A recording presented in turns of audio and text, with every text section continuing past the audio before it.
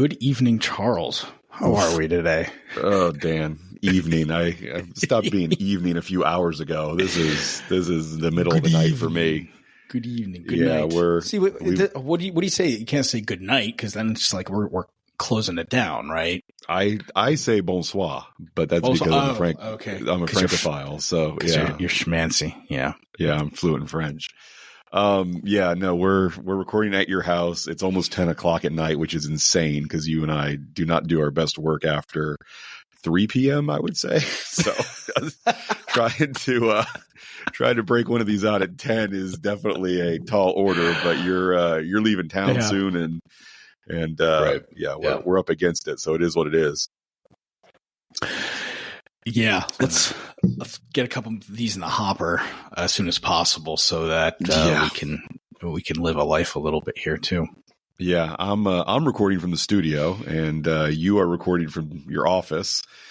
And this is the first time we've done anything from that studio. So that's true. We were planning on doing video, right? Yeah, but we've hit a couple of snags. So couple snags. At least we're doing audio though. Yeah, we got one camera that won't hold a charge, and we've got one cable that the manufacturer of our video board specifically says in the instruction manual, don't use this cable. But I used my normal Amazon buying procedure, which was, what's the thing I'm looking for with the most positive reviews, and I'll just buy that. And then we start troubleshooting and going down various rabbit holes to figure out why our audio sounded weird. And as a last resort, we finally broke open the instruction manual, and it says, as far as we know, this cable never works. Yeah. So there we are. You know what? That at least they had that listed there. I mean, I feel like that's good detailed information for the people who actually read manuals before they do stuff. But we do not fall into that category, being IT guys, and sometimes just being guys. We don't like to exactly RTFM, right? Right. Yes, but I will be buying. There is a cable that is recommended with a USB-C connection and a separate cable with a USB-A, and I will be buying 2 of each of them, so that you and I will never want for a functional cable that is endorsed by the manufacturer of our board. Right.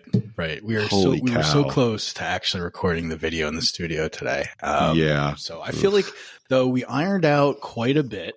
And I think we're right at the end here. So I think the next time we get together, we're going to be able to do it. So I am still optimistic. Yeah, I think we've got our camera settings under control. We've got the lighting situation under control. We know how we need to power things on in the right order and all that. So again, what else could go wrong? I don't know, but I guess we'll find out. It's an adventure. So, yeah, no kidding. I have a lot of respect for the people that are able to make this work and just, kind of know how to set this up. Yeah. And just get it right the first time.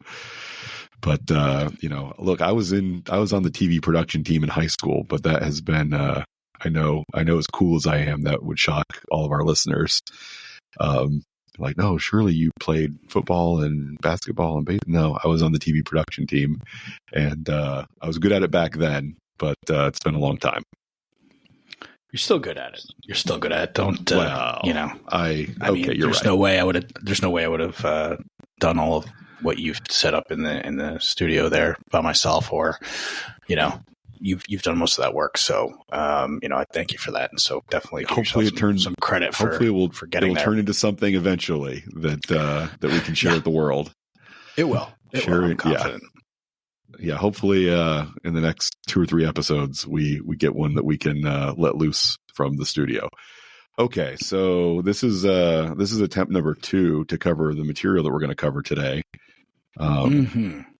because this is a weird topic, man. It's like, how do you give advice to people, guys specifically, on how to touch the girls that they're interested in a way that isn't weird or creepy or a crime or just awkward, Yeah. It's, and there's a spot in here that I reread and just registered with me while I was, waiting for you to tinker around in the studio, whatever. That was a pretty good piece of advice there in terms of testing. And just like we talk about, you just basically you got to kind of test for interest. You got to put your feelers out there. And it's just you just need to figure out, how to read the situation, read the vibes that you're getting, the vibes that you're giving out. And there is a tip in here that I thought was pretty valuable, that we'll get into when the time comes. Okay, yeah, I'm looking forward to that, and again, hopefully, I won't bail on this one halfway through because it felt weird, like the first attempt did. But yeah, so we know that touch is important. We know that when a mother is bonding to her kid, touch is a huge factor in that. We know that most of us like being hugged, and when people we like or love touch us, it feels good.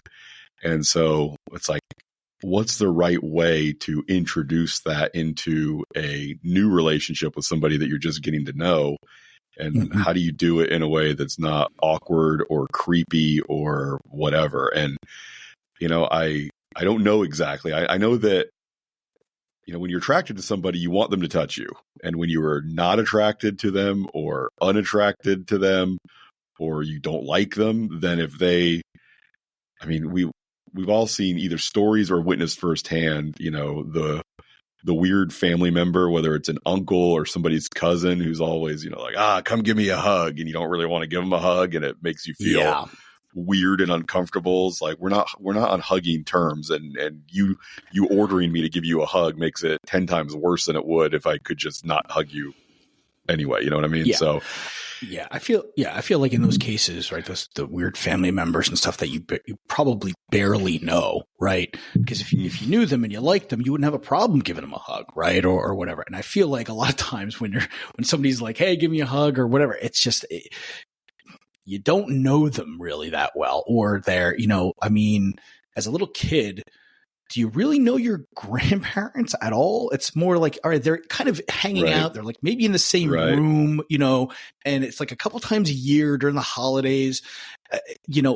That's not enough. I'm sorry. Like for me to feel comfortable. And I think for most people, and it's just, yeah. And, also the big age disparity. Even if you did know them, it's hard, do you really know them? It's not like a friend, that you see and that you've chosen, right? Family, you don't choose, the friends that you have stuff in common with, and you've got a lot more opportunities to bond and have shared experiences and things like that I feel like, when you see your guy friends and, give them a hug or, a handshake and stuff, it's a lot more natural. Yeah. And, one of the things that I've picked up on, since I follow so many accounts on mental health Instagram is, now it seems like a lot more parents are making the decision of, when it comes to raising their kids, like, no, we do not coerce our children into hugging relatives when they don't want to. Because what kind of message does that send? Like, I know your body's telling you don't want to do this and it makes you uncomfortable, but do it anyway because it's expected of you. And then, what does that lead to as you grow up? What kind of, body autonomy issues and stuff can you run into when you're being forced? Your body's telling you for whatever reason, I don't want to hug them. It kind of weirds me out. But then your parents are saying, do it anyway. That is not a pattern that you want to set in your kids. Yeah. And I would say, so that brings us to the topic of, when you're trying to interact with someone, I guess normal people who aren't like me, just are able to very easily kind of have a feel of when you should touch someone, when you shouldn't touch someone, when you want to be touched. My default setting is kind of don't touch me. And, not when I'm close to someone, when I'm in a relationship or, when, I see a friend and we're, having dinner together and we haven't seen each other in a few weeks or months or whatever, then I'm all down for a big hug. But yeah, when it comes to somebody new touching me and somebody new, whenever I meet somebody and I go to shake their hand and they give me I'm not a shaker, I'm a hugger. I was like, I'm a stand outsider. I'll see you later. Yeah. It's like, I don't know. I don't know what it is, but there's definitely I definitely have some energy around this chapter and this subject where it does make me feel a little weird. And so I think we'll explore that together as we work through the text. Yeah. Yeah. I don't think you're alone by any means. I think there's lots of people who, and these days, especially after COVID and stuff, people were, extra funny about touching, and some people would only do a fist bump and not a shake of the hand. And now people are going back to shaking hands. And so some people, it gets awkward because some people stick out the fist and some people will shake the hand. So listen, man, you're not alone. That's very common. And especially with, I guess, people being super sensitive about things and everything being recorded, potentially, and people being sued for the most ridiculous things. I think people are like extra careful these days about any type of, touching, any kind of physical interaction with other people. Yeah. I think people are very, very sensitive about that. So are they though? I mean, are some guys, people are not, guys, but are guys in their early 20s who are drunk in a nightclub at 1 o'clock? Are they going to be like, oh, I don't want to get me too'd? Or are they just going to be on autopilot? If they're touchers are going to touch, and if they're not, they're not. Right. But why are you comparing yourself to just them? There's plenty of other people you can compare yourself. No, I'm not comparing. Okay. I'm not comparing myself. I'm just saying, I mean, oh no, I might get sued. That does not factor in with me at all to, who I touch or who I don't touch, because I do feel like, even if I'm not a natural toucher, I can kind of read the room a little bit and know whether, and again, I mean, and we'll talk about this when you're in a relationship with someone or you're getting to know someone, physical touch is something that escalates, where we've kind of decided as a society that shaking hands with someone that you meet is okay. And few people have an issue with that. I mean, COVID aside and germophobia aside, most people are fine with, shaking hands when you meet somebody, and even shaking hands and then putting your other hand on their elbow or their forearm or whatever, that's pretty much accepted, pretty much fine. I would say it's really only, when you're talking with someone and you're using your hands to gesture and things like that, at what point do you put your hand on someone's shoulder while you're telling them a story? Or at what point when you're sitting next to them do you, put your hand on their leg? And I don't know. I've certainly, there's been plenty of people, women in particular in my life, that I've gone from not knowing or ever touching before in either of our lives to touching a lot. And somehow I was able to walk my way through that progression. And I don't have any method or instruction manual that I followed, except, it just, I did what felt appropriate and felt right as I was getting to know the person more and more. And so, through this chapter, it's like, yes, you go from talking to someone that you've never touched before to possibly dating them or sleeping with them or marrying them or whatever. And so as part of that, you're going to work your way through a progression of more and more touching. And, it's weird. I feel like the author and us are in a position where we're supposed to advise on how that happens. But I don't know exactly how to do that, because I just know when it has felt natural for me. And, I've so far dodged, getting smacked or anybody saying, stop touching me, or why are you being weird, or anything like that. Probably because I've gone slower than I've had to go in most cases, but that's fine. I'm okay with that. And I would encourage guys that are okay with that, look, you may let chemistry go cold if you're not comfortable with touching someone and reading their body language and progressing at the level they want you to. So there is a risk, in letting things grow cold too.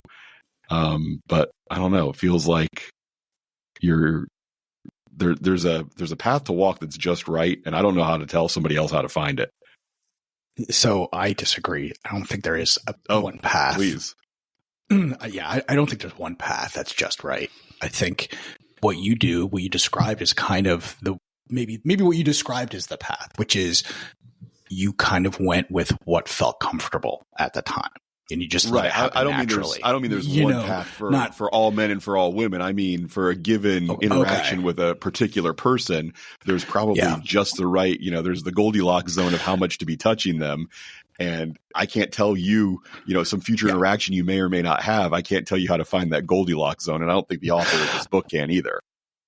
No, for me, it's just been a general rule when I'm having a great conversation with somebody and I feel like we're on the same page and maybe we're both laughing about something, I might initiate a little tap on the wrist or maybe on the side of the arm, whatever, but the upper body, right? And a very, very non-sexual part of your body, just a tap, just a touch in the middle of us laughing about something or whatever that might be. Or, if I have to really, if I want to really interrupt something and make a point, I might just do a quick little tap and play it from there and just see, is there any type of reciprocation back? Are they tapping me back? And this goes for like a guy or a girl and just connecting with anybody at that point. And if they then respond back and we continue to vibe, from when we're talking, then maybe I'll initiate and do a little bit more. But if I'm not getting anything back, then I won't push the issue. I'm just trying to read the room. Yeah. I guess so. So what are the ways you can definitely screw it up? I guess that's one of the questions. And, one of those would be, touching somebody too soon is definitely going to, be weird. I mean, I know stories of, bosses who would walk up behind somebody sitting in their chair trying to do their job and start rubbing on their shoulders and see stuff rubbing. Like that. That's where I have a problem. Maybe a tap to ask them to do something. Right. And he talks about that a little bit too. A tap you get just to kind of get their attention, and then you can take your hand off. The rubbing, that is never appropriate, I feel, unless you're in a relationship with somebody. Right. Yeah. I'm not a fan of that. Speaking of which, remember what happened at KetoCon when I met that guy?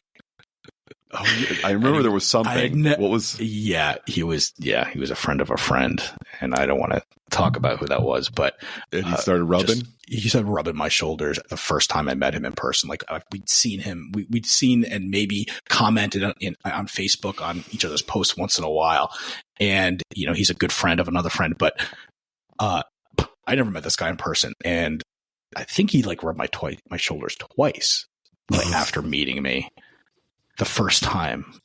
And I remember saying something to you what's happening here? Because that doesn't happen very often. Yeah. I love a massage, but usually when I've arranged for one, not right. Yes. Yeah. With a licensed therapist. Yeah. It was odd for sure. I was that is a weird move. I wonder, with a shake and a hug, but yeah. Anyway, I mean, does it? When I say shake, I mean handshake. By the way, yeah, clear. I knew that. I thought you just want somebody to walk up to you and start doing this.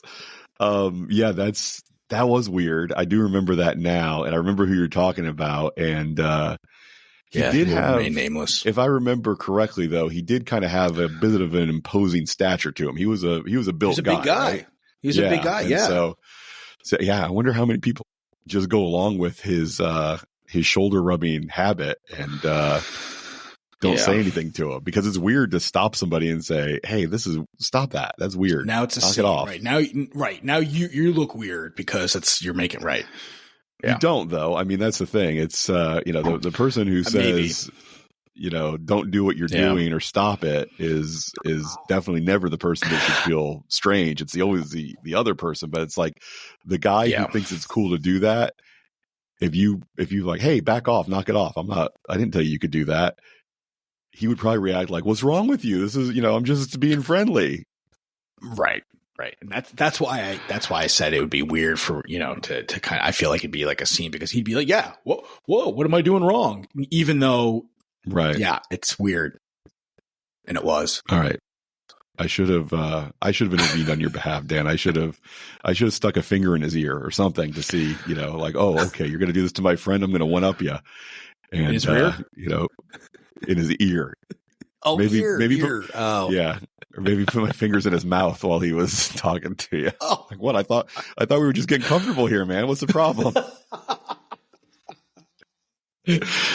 Oh boy. All right. So what does Mr. Canwell say about the magic of touch in this chapter? Okay. Well, one of the things he says is, and I agree with this, like, if you're feeling it and you think that it's, appropriate to give someone a non-sexual touch as you're laughing at their story or they're laughing at yours or whatever, once you decide that you should touch them, just do it. Where if you start, moving toward them in a very slow and uncomfortable and uncertain way, then it's going to probably creep them out, So, moving with confidence is definitely a factor that will take some of the discomfort that you're feeling and that you might be worried that they're going to feel out of the mix. Because if you do it tentatively and uncertainly, it's going to feel weird. For sure. And, right at the beginning of the chapter, he talks about, when we touch each other, it releases oxytocin, and that's, the feel good hormone. And that's one of my favorites. That gets released from hugs and things like that. And he also makes the point that when it comes to communication with people and women especially, he mentions things like, you shouldn't have to verbalize, or if you verbalize things, it tends to really diminish the effect, the feeling, the moment, the connection, all of those things when you bring awareness to it, ironically, right? So this is interesting, right? Yeah. So this is the Mindfully Masculine podcast where we talk about being mindful about being like conscious about the things that we do. And that one of the things that they talk about in meditation is labeling things by putting a label on different things to help us realize what's going on and become a little bit more conscious of things. And ironically, we shouldn't be doing that when it comes to what we want for a woman, for example. Here, he says, the touching is part of the way you tell a woman that you're interested in them versus verbalizing it. Yes, there are definitely, we talked about that, I think, on our episode about setting up or going on a first date with a woman, where, man, if you break out on a first date with somebody and you're like, I just want you to know that I'm having a really special time and I'm really enjoying this, and you start like labeling exactly what you're feeling while you're in the middle of experiencing a first date, then it does definitely seem odd, and is not something you should do, which is, I'm preaching to the choir because, and you and I have had discussions about this a lot. You and I, we're in a culture that likes to engage in relationship talk a lot, and a lot of meta analysis of, let's have a conversation about the conversation we're having. And I feel like I've definitely done that too much in some of my relationships. Instead of just experiencing the relationship, it was, let's experience it and analyze it and critique it and workshop it. And I think that is just, I think too much of that is absolutely a bad thing. I mean, if you're in a crisis that you're trying to work through with your relationship or with, anything in your home life or your career or an illness or something like that, then yes, by all means, talk about what everybody's feeling, what everybody's going through. But just spending endless time on analyzing and talking about the relationship so that, you and your partner aren't spending your time being in the relationship and having fun in the relationship. You're just talking about the relationship nonstop. That is a recipe for disaster, in this man's 100%. Opinion. I agree. And, and I've spent time doing that because it feels like what you're supposed to do. And, for the most part, women enjoy talking about relationships and they get something out of it, but I don't know that they get out of it the thing that they're hoping to get out of it when you guys, the man and the woman go too deep on relationship analysis 24/7. Okay, so we can agree that We touch boldly when we make the decision. We don't talk about touching. We touch. We show, we don't tell. We know that when two people are attracted to each other, engaging in physical touch is comforting, and it sets people at ease, where you may worry that it's not going to do that. But again, if there's mutual attraction and mutual enjoyment of each other's company, then breaking the touch barrier can put both people at ease, not the opposite, which, the bad daters among us and the men who are not confident at dating will feel like, oh no, if I try to touch her, it's going to make things weird. It's like, no, if you guys are getting along and there's a vibe there and you're attracted to each other and you're enjoying your time with each other, then touching adds to that. It does not take away from that. Yeah. And, he even recommends when you're going on a date, like for a first date especially, and you've recommended this and reminded me of this quite a few times, is try to find a seat if you're going out to a restaurant or a bar where you get to sit next to the person. You get to sit next to her, because it's a lot easier than to do some casual touching, whether it's just, your arm brushing against hers or your hand brushing against hers on the table, or a little tap on the wrist or a little tap on the shoulder. It's a lot easier to do that than reaching across the table. Yes. And that's sometimes can be, that looks awkward. When especially some of these big tables down here where you're reaching over your meals and everything else too, try not to get your hand caught in the guacamole while you're trying to touch her. Yeah, so definitely try to find a spot like on a corner of a bar or whatever, and be able to connect that way. Yes, if you and your buddy are going out for breakfast or lunch together, by all means, grab a booth. Booths are the best. But when you're on a date with a girl, booths are the enemy. Do not sit in a booth if you're on a date. As comfortable as it looks, don't do it. Yes. No, you want to sit either at the bar where you're next to each other, or you want to sit, just get a regular table, like a 4-person table, and you guys can sit each take a corner next to each other. But sitting at booths with women that you're interested in is not the way. I highly recommend against that. Okay, let's say he does go down a list. Let's see. I guess it's after the case study 19, which these case studies are a bit cringy in this chapter. I'm not a big fan of these. Let's see. There was one thing I wanted to say. Oh, 2 different types of touch. Brief touching on the arm, the shoulder, and back is closely aligned with flirtatious, non-needy, playful behavior. On the other hand, holding a woman's hand, hugging and embracing is more closely aligned with needy, clingy behavior. If you initiate the second type of touch too frequently, the woman will come to think that you need her more than she needs you. And once this sets in, attraction will fade. So there are definitely some kind of, I would say in the beginning of a relationship, definitely anything that is too much of your body touching as much of her body as possible can certainly seem like you're, the baby monkey trying to hold on to mommy, and you don't want to you don't want to send that message.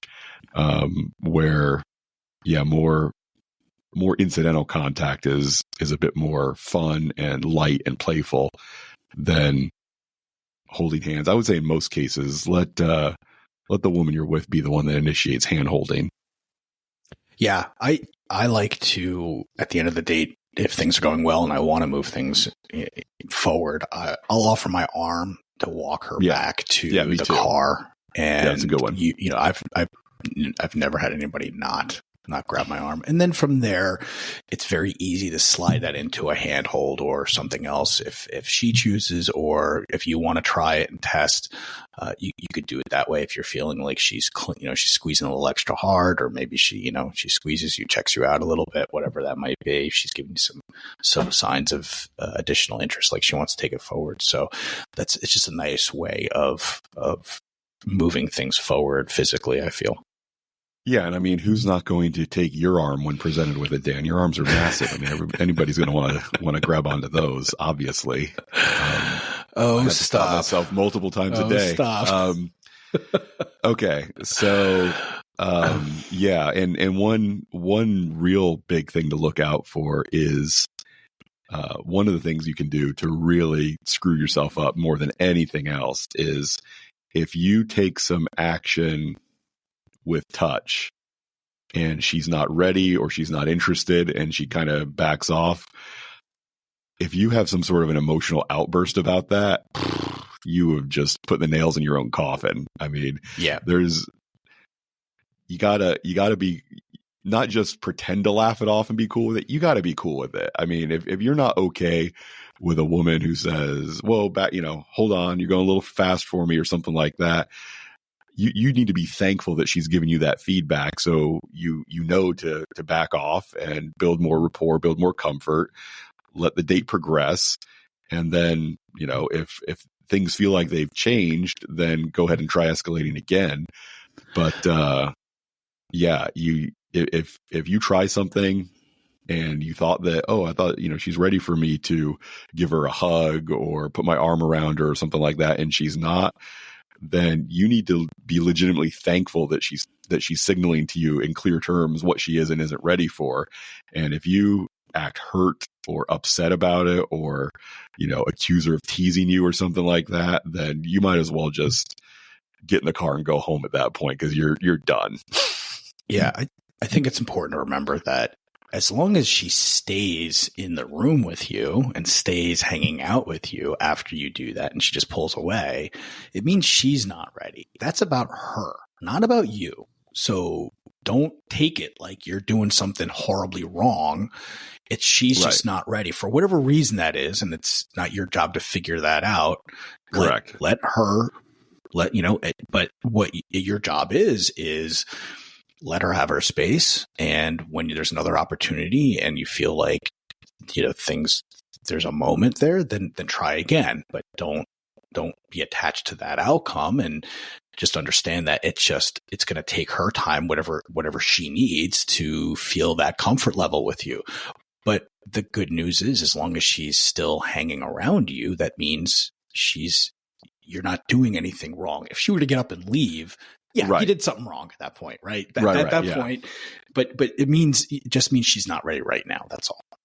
Yeah. And keep in mind that a woman rejecting your arm around her shoulder is not the same thing as a woman rejecting you. She's just, it's just the action that you just tried. She's like, I'm not into that right now. And now I've not experienced that where I've tried to put my arm around someone and they've been like, they've gotten, out from under it or something. But I would assume that if a woman is not ready for that and she kind of, moves out of the way so that you can't put your arm around her, if she does then later want your arm around her, she will, most women that I know are pretty savvy. They understand. She will take steps to make it clear to you, okay, now I'm ready for your arm to be around me. It wouldn't, and I would say in most cases, if you try to escalate something and a woman's not ready for that thing that you've tried to do, and then you back off and you continue on with your date, when she's ready for that thing that you attempted, she is happy to make clear, okay, now I'm ready for this when I wasn't ready for it before. Because I think women do understand that we can get a little bruised. We can take a little bit of an ego hit if we try something and she's not into it. Which, I have had that where I've tried to do some form of escalation that she wasn't ready for. And then, she made that clear. I was cool with it. We continued on the date. And then when she was ready for that again, there were no slick signals. It was very clear, like, okay, I'm ready for you to kiss me or whatever it was. Right. Yeah. And look at when that happens, look at the other things that you may have or may have not tried to do before that. So did you try to hold her hand? Did you try to touch her on her shoulder or her hand or her wrist? Or did you go right for like putting your arm around her. Well, if you did, then you skipped a couple of steps here, I feel. Yeah, or exactly. You didn't really test the situation or try to get an understanding of things, because I feel that is, again, it's a big, bold move, putting your arm around somebody. So you may have skipped some steps. So take a look, go backwards and say, okay. And then maybe try some of those baby steps first and see how she responds to those before you go ahead and try and do the arm hug again. Yeah. And, I would say that you can, there are definitely things, there are signs. I mean, when you're walking next to a woman and, her hand brushes up against you, or even her hip brushes up against you because you're walking that close together. I mean, there will be things that you can keep your eyes open for. And, and again, there's, attempting to put your arm around someone and being denied is not the end of the world. It's not like you did something wrong. It's just, somebody's not ready for that. Then again, appreciate when people communicate what they do and do not want from you. That's always a good thing. And so, look at it like, okay, someone just gave me information that I need, and be thankful for it. But yeah, never be hurt about it or upset about it or lash out about it, because then you're just throwing whatever the opposite of gasoline on the fire is. That's what you're doing. You're throwing kitty litter on the fire. Yeah, and he does in the case studies. He goes into details about a guy freaking out because he was a little bit he was denied, or the girl got uncomfortable with him and stuff. And there's it's laid out here in the chapter about that. So it's good reasons, good ideas of what not to do, as you just mentioned. So. Yeah, and one of the things he mentions at the end, which is something that Dr. Glover talks about in his material as well, which is, look, man, when you ask a girl out on a date, she knows that you're asking her out because you're attracted to her and you would like something romantic to happen. So if she says yes to you, then she's got to have some level of interest in that as well. And so it's going to be expected that if you guys are getting along and if you're having a good time, you're going to start at the very low level of initiating physical touch and then work it up to the point where one of you doesn't want to do it anymore, right? And so that is part of what's expected of most heterosexual men when they take a woman out on a date. When you've made your intentions clear, where it's, understood that you have a romantic interest and you're asking the woman out for that reason, then it's expected that if you're getting along and if you're having a good time, you're going to be physical with each other. Yeah. But, again, keep in mind, don't skip steps. One of the things I always say, we've talked about it before, is when you're going to do it, when you're going to do anything, whether it's kissing or trying to give her a hug, hold her hand, put your arm around her, whatever, the two things I say are do it slowly, but do it confidently. Because if you do it slowly, then you're giving somebody ample time to say, whoa, I'm not into that. And, slow and confident definitely beats timid or asking for permission.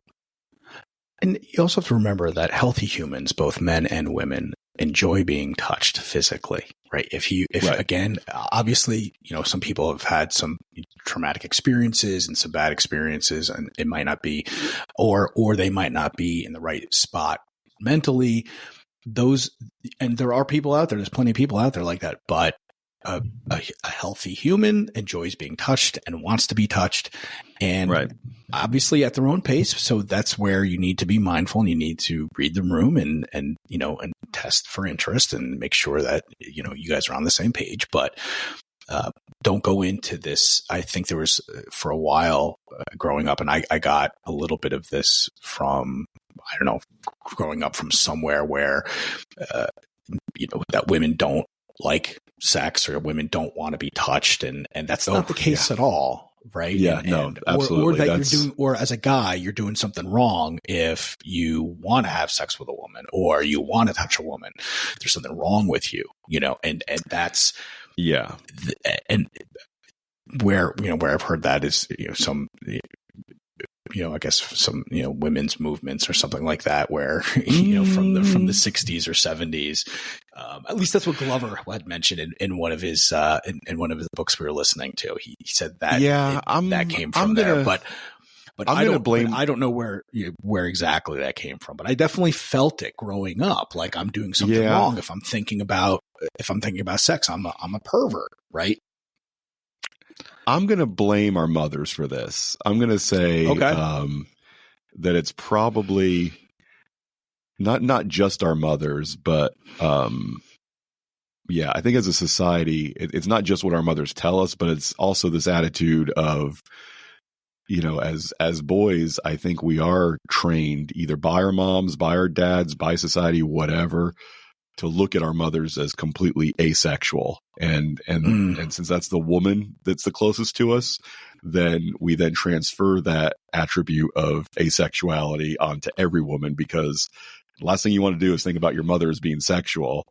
And so, once the biggest female influence in your life is determined to be completely asexual, then why not assume that's the case for every other woman that you meet? They're all just not sexual creatures, and they just put up with sex because, that's part of the deal of being a human. They have to, but they're not really into it. I mean, I grew up with that for sure, 100%. Yeah. And I did too. What I'm realizing now is my mom taught me to be a gentleman all the time. Right. And so so I did get a partial education when it came to how to interact with women. However, the education kind of ended in terms of, minding my manners and being kind and being sweet and opening doors and, eating with, my fork and knife in a certain way and all that other stuff. But it never got into sex, right? It was never how to attract or build some tension, any type of sexual tension with a woman. Mom didn't get into any of that, neither did dad. So I didn't get that. I didn't get that education. So I came at it also being, coming from it as just, all right, well, I can be the nice guy and be sweet and kind and be a gentleman. But then what? Like at some point, both the man and the woman are going to want more than that. Right. And I wasn't given that education. I had to learn that through experience.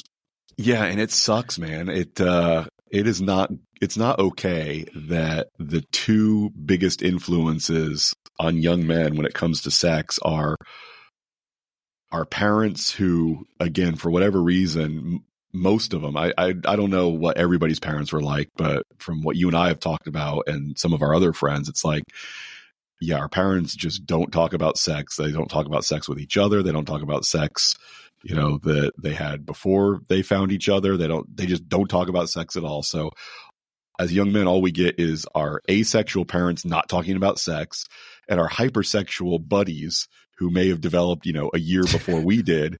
And, started, messing around with girls and stuff like that. And then they're the experts in our lives because our parents won't tell us jack about it. And so, or you're picking stuff up in the locker room in gym class from people who have, hypersexualized, brothers or, siblings that. Exactly. Yeah. And so there's, I hopefully it's not like that now, but growing up, it was certainly like that. I was like, there's my parents who won't say anything about sex at all under any circumstances. And then there's my friends who won't say anything except talk about sex that they, may or may not actually have been having or experiencing. They're just kind of, hearing things from older brothers and cousins and just making crap up. And, or we're getting educated from Disney princess movies or rom-coms, right? That's the other scenarios that are being where we're pulling information from that are completely unrealistic. Yeah. So there's really there was no good information, or piling on more sources for not good information. I grew up really active in my church, and there was certainly no opinions on sex and relationships and dating and, anything useful coming out of my youth group class. I mean, there were, some of the kids had plenty of education that they were willing to share about stuff like that, but it wasn't from any kind of authority or person with information. It was just, or based on psychology. Yeah, exactly. It was a mess. There were no good sources of information for dating, relationships, sex, physicality. I mean, just nothing. There was a desert of information. I think that just explains why the divorce rate is so high and why there's so much, why psychologists and psychiatrists are so busy with dealing with relationships and therapy for us, because most of us fall into, I think more of us fall into what you just described than we're the ones that know what they're doing. They're the sex therapists. They're the psychologists. They're the ones, not the ones that they're just out there living their relationships the right way, and we don't hear about it. We don't know about it. They're just out there doing things the right way, and we don't know. Yeah. Right. I mean, how common is, I my first job after college, I worked with a bunch of guys that were about 10 years older than I was, and they were all married. And, I think there was 1 out of 10 guys that actually loved his wife and talked about her and had a great relationship. Every other guy that I talked to, and I mean, it was 10, 11, 12 guys in our group, none of them had anything good to say about their marriages or their wives. And so, not blaming the wives by any means exclusively, but it just soured me on them. Well, why did you get married then? If you're right. not, and why are you still married if all you're doing is complaining about it? I didn't understand that. Yeah. And is that, that's the question. Were they really that miserable, or for some reason are men incentivized to bitch and moan about talk? Yeah. But it could have been the way they were bonding with each other. That's fair. That could have been exaggerating. I'm sure. But that sucks too. I mean, that, it sucks that that's could you think of something else as well? Right. Yeah. There's plenty of other things, other hobbies and things you could do together to bond over. Like why have we built a culture for ourselves where, 2 guys can't bond about, man, last night I watched a really moving movie. It really affected me. It really got me emotional. Can't have that conversation, but you can have the conversation of, my wife is such a battle axe. She never stops nagging me, blah, blah, blah. Yeah, man, me too. I have the same thing. It's like, why have we built ourselves a culture where that's the common ground we have to find with each other? It sucks. Yeah. Well, I don't think that's the common ground with everybody. I think we just need to find the people that, But in this case, you're talking about 9 out of 10. It was, yeah. I mean, it was, at least it was in the company that I was working at. There was a lot. I've been in those situations too, where it's like everybody is bitching and moaning about their family life, whether it's their kids, their spouse, or whatever. And yeah, I mean, you and I have talked about it before, where it's like, whenever you have somebody in your life that is complaining about something and not taking any action to fix it, it's like, man, I do not want to hear from you anymore. It's like, okay, sorry for your situation. Now fix it or shut up.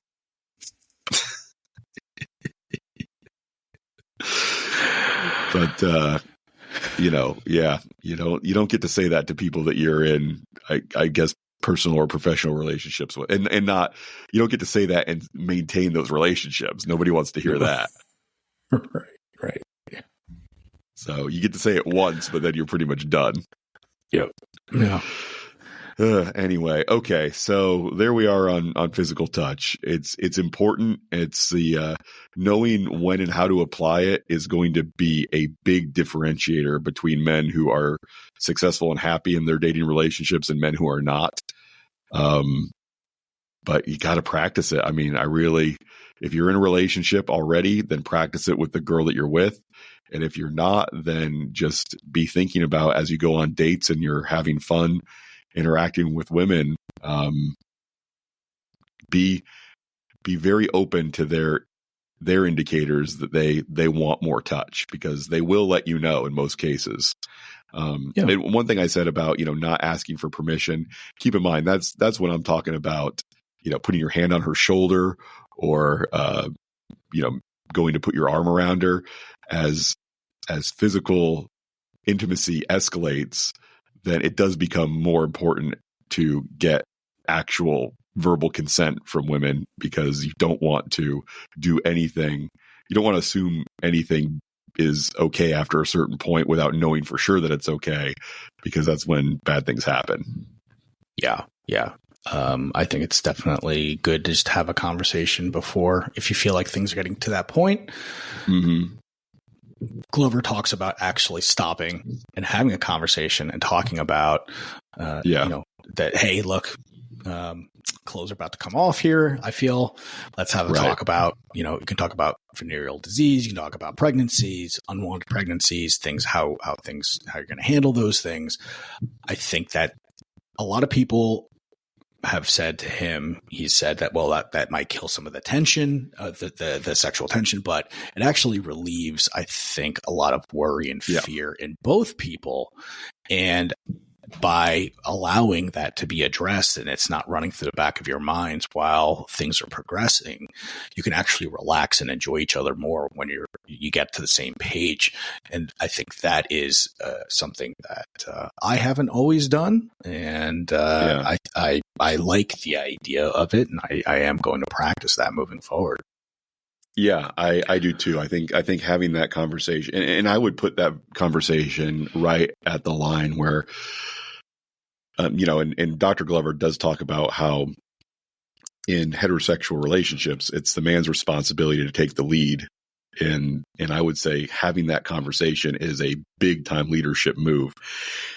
And where do you put it? I would say you put it basically when you feel yourself and your date, in this case, because it's not your girlfriend yet, probably, when you find yourselves getting to the point where you're moving away from making out and moving into foreplay, that's where that conversation should probably happen. Yeah. And you're not going to, even if you kill it in that moment, if she really likes you and if you really like her, it will happen again. Even if worst case scenario, let's say, having a conversation, you guys get distracted and you get off topic and you're not feeling that vibe anymore.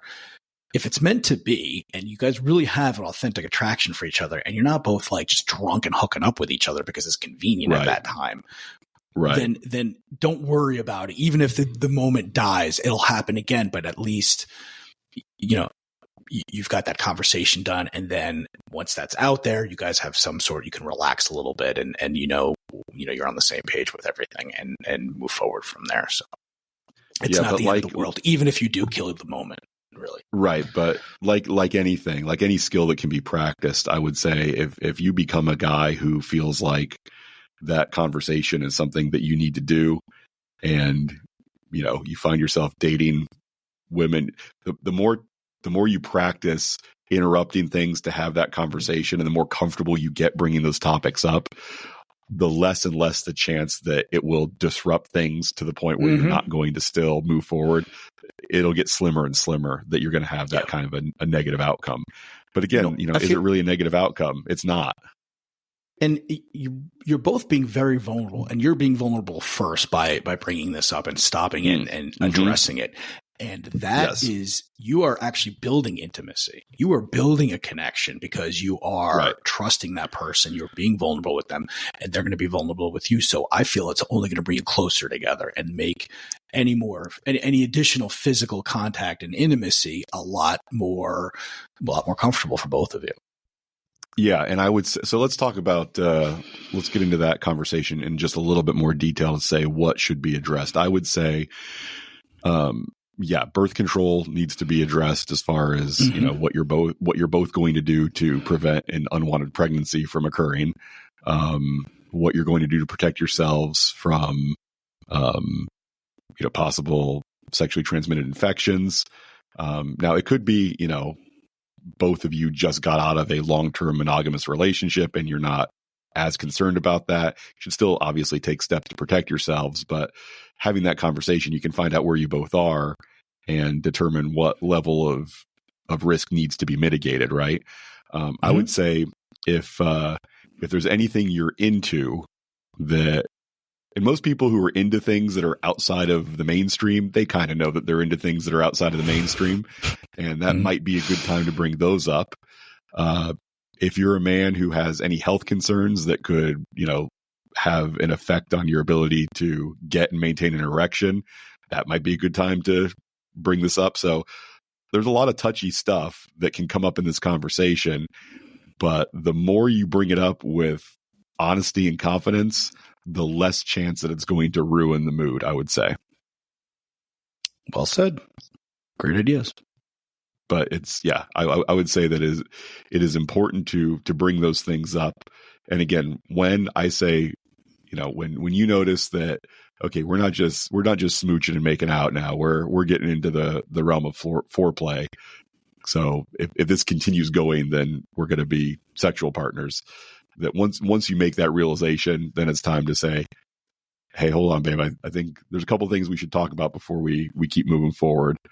And, just want to make sure we're both on the same page when it comes to XYZ. And then just have the conversation, and then keep it fun, keep it light, keep it playful, and you'll be able to pick back up as soon as the conversation's over. I like it. All right, Dan, we will role play how that conversation goes specifically during our next episode. No, not really. Can't wait for that. No, Can't wait for that. We're not going to do that. We are not going to do that. Why are you such a tease, Charles? Why are you such a tease? Stop. Anything else you want to talk about with physical touch? No, I think I'm all set. Yeah, the two things again I'll say: slow but confident. That's what you should remember when it comes to initiating and escalating physical touch. Do it slowly, but do it confidently. And if you need any practice or guidelines, email Dan and he'll help you out. Practice? What? What? Did I say that? All right. All right. I think it's getting late. It is. It's almost 11 o'clock, Dan. Let's call it. Call it. All right. I'll talk to you later. I think it was pretty good. So we'll talk. All right. Take care. Bye.